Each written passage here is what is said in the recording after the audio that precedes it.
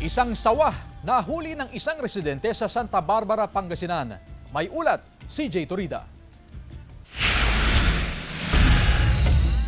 Isang juvenile reticulated python o sawa ang nahuli ni Romer, di tunay na pangalan, sa gilid ng kalsada na malapit sa puno ng kawayan sa isang barangay sa Santa Barbara, Pangasinan noong Lunes. Iniuwi niya ang sawa at pansamantalang inilagay sa mineral water container. Noong Miyerkules, ibinigay niya ang sawa sa isang kaibigan dahil ito raw ang may kakayahan na mag-alaga ng sawa. Sabi nga may mga nagsabi na pakawalan ko na lang daw, baka mas delikado naman yung buhay niya nung ahas.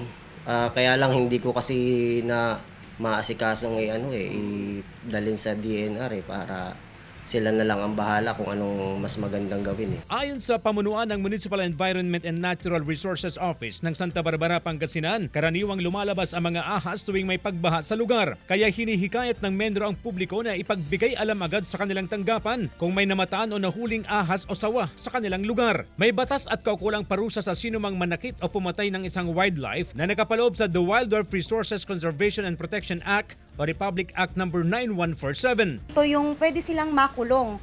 Imprisonment of a minimum of 6 years to 1 day to 12 years or fine of 100,000 to 1 million. Posible naman daw mag-alaga ng mga exotic na hayop ngunit dadaan ito sa masusing evaluation. Kailangan daw na may kakayahan at sapat na kaalaman ang sinumang gustong mag-alaga bago siya bigyan ng permit ng autoridad.